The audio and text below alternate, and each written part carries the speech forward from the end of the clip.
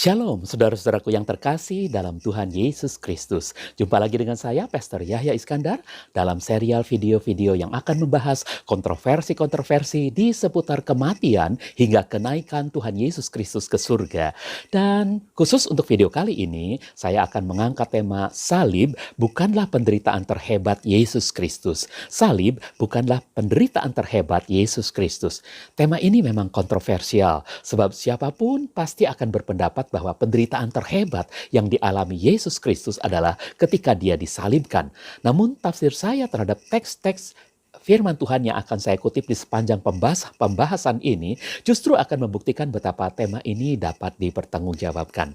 Nah, saudara-saudaraku, karena tema ini cukup panjang, maka pembahasannya akan saya jadikan 4 video. Dan untuk video yang pertama ini, saya beri judul Salib Bukanlah Penderitaan Terhebat Yesus Kristus, chapter yang pertama. Saudara-saudaraku yang terkasih, mungkin saudara bertanya, memangnya ada penderitaan Yesus yang lainnya yang lebih menyakitkan daripada penderitaannya di kayu salib? Saudara-saudaraku, seperti pernah saya katakan pada awal saya membuat serial video-video ini, saya akan berusaha mengangkat tema-tema yang mudah-mudahan bisa memancing rasa penasaran orang untuk menontonnya. Nah, ini salah satunya. Namun tentu saja tema ini saya angkat tidak sekedar supaya kontroversial, tetapi karena saya memang menemukan tafsir tentang penderitaan Yesus yang terhebat selain saat dia disalibkan. Ada satu momen yang merupakan misteri namun sangat beralasan untuk dinyatakan sebagai momen penderitaan yang paling hebat dan paling menyakitkan yang dialami Tuhan Yesus selain saat dia disalibkan. Tafsir ini saya kemukakan bukan untuk menafikan pendapat-pendapat sebelumnya, namun semata-mata hanya berupa ekspresi kebebasan dalam menganalisa dan menafsir kitab suci sehingga dimunculkan warna-warni yang indah dari pancaran kemuliaan firman Tuhan Yesus Kristus. Karenanya dengan rendah hati dan didasari tujuan untuk lebih mempermuliakan Tuhan Yesus Kristus, saya membuat dan menyebarkan serial video ini. Saudaraku yang dikasihi Tuhan Yesus Kristus, untuk bisa membuktikan kebenaran tema ini, marilah kita menggali kembali secara runut catatan-catatan kitab suci mengenai kisah penderitaan yang dialami Tuhan Yesus Kristus. Tentu saja di sini kita abaikan penderitaan-penderitaan pada awal pelayanannya hingga menjelang ia mengadakan perjamuan terakhir. Mengapa? Karena kita semua tentu sepakat bahwa kita sedang mencari penderitaan yang paling puncak yang dialami Tuhan Yesus Kristus. Sehingga kisah-kisah awal pelayanan Yesus dapat kita abaikan. Sebab sekalipun di sana ada penderitaan, mungkin belum setara jika dibandingkan dengan penderitaan yang tercatat sejak perjamuan terakhir hingga saat dia disalibkan.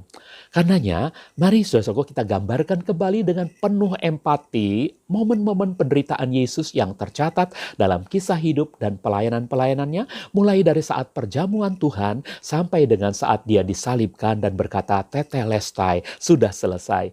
Begini kira-kira runutannya. Nomor 1, saat perjamuan terakhir. Lihat gambar ini saudaraku, ini adalah lukisan Tuhan Yesus berjamu dengan para muridnya pada malam terakhir sebelum penyalibannya. Penderitaan apakah gerangan yang Yesus alami di sini? Menurut saya ada rasa sakit yang tersekat di dadanya ketika dia menceritakan adanya salah seorang muridnya yang akan mengkhianati dirinya. Yohanes 13 ayat 21. Yohanes 13 ayat 21, sesudah mengatakan semua itu, Yesus merasa pilu dalam rohnya, lalu bersaksi katanya, sesungguhnya aku berkata kepadamu, seorang dari antara kamu akan mengkhianati aku. Itu menyakitkan saudara-saudara. Ditambah lagi ketika dia menyatakan bahwa Petrus, murid yang sangat menonjol itu, juga akan menyangkal dia bahkan sampai 3 kali. Matius 26 ayat 34. Matius 26 ayat 34, Yesus berkata kepadanya, sesungguhnya aku berkata kepadamu, malam ini sebelum ayam jantan berkokok, kamu akan menyangkal aku 3 kali. Saudara, kedua hal ini baik mengetahui pengkhianatan Yudas Iskariot maupun mengetahui penyangkalan Petrus pastilah sangat menyakiti hati Yesus.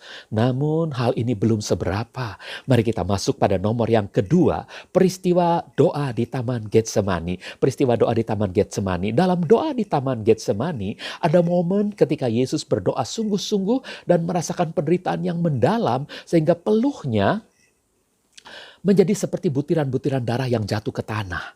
Lukas 22 ayat 44. Lukas 22 ayat 44, dalam deritanya yang sangat hebat, dia semakin bersungguh-sungguh berdoa, peluhnya menjadi seperti butiran-butiran darah yang menetes ke tanah. Lihat gambar ini saudara-saudara. Ini adalah lukisan Yesus di Taman Getsemani sedang berdoa sungguh-sungguh sehingga peluhnya menjadi seperti darah.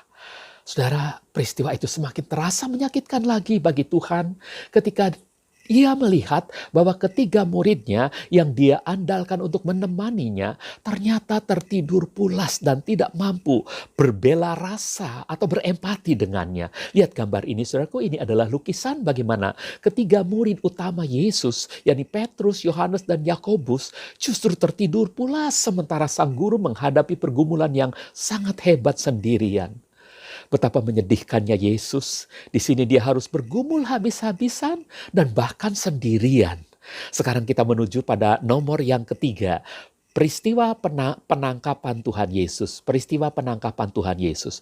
Momen yang menyakitkan bagi Yesus di sini adalah ketika Yudas Iskariot, muridnya yang menjual dia itu, menyerahkan dia ke tangan orang-orang yang hendak menangkapnya dengan ciuman pengkhianatan. Lihat gambar ini saudara-saudara, ini adalah lukisan Yudas Iskariot mencium Yesus gurunya yang dijual dan dikhianatinya.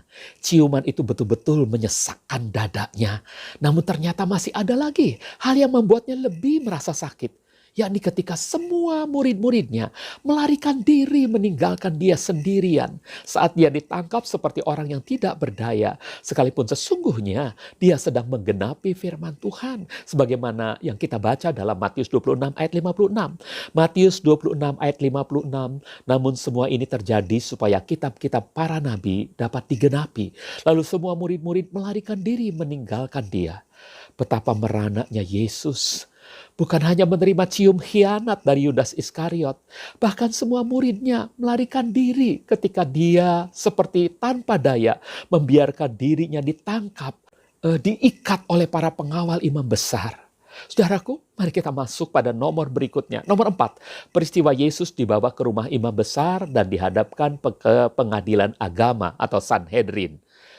Berbagai siksa yang menyakitkan terjadi dalam momen ini. Antara lain, dia ditampar, diludahi, dan ditinju. Itu semua diterimanya dengan sabar. Momen lainnya adalah ketika mata Yesus beradu pandang dengan Petrus yang telah menyangkali dia hingga 3 kali.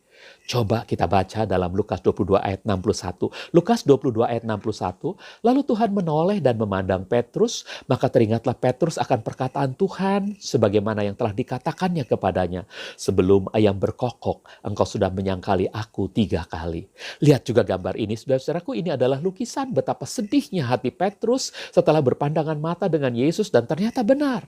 Sebelum ayam berkokok, ia telah menyangkali Yesus 3 kali. Saudara, derita berupa siksa pukulan-pukulan memang menyakitkan. Namun melihat Petrus, muridnya yang begitu berani menyandang pedang dan menebas daun telinga hamba imam besar di Taman Getsemani, kini benar-benar menyangkali dia hanya karena ditanya oleh seorang hamba perempuan. Tentu membuat Yesus semakin sedih.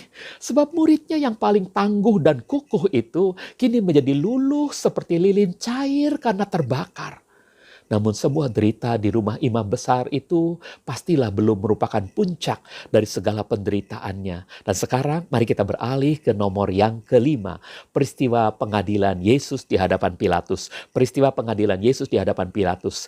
Namun saudara-saudaraku, berhubung keterbatasan waktu, apa yang terjadi dengan derita Yesus pada peristiwa pengadilan Yesus di hadapan Pilatus akan kita bahas dalam video berikutnya. Untuk video yang pertama ini kita cukupkan dulu sampai di sini. Nantikanlah lanjutannya dalam video yang kedua dengan judul Salib bukanlah penderitaan terhebat Yesus Kristus, chapter yang kedua. Salib bukanlah penderitaan terhebat Yesus Kristus, chapter yang kedua. Jika melalui video ini saudara merasa diberkati, silakan share kepada teman-teman saudara dan jangan lupa subscribe-nya juga ya saudara-saudara. Terima kasih. Tuhan Yesus memberkati kita semua. Sampai jumpa pada video yang kedua dengan judul Salib bukanlah penderitaan terhebat Yesus Kristus, chapter yang kedua. Tuhan Yesus Kristus memberkati kita semua. Haleluya. Amin.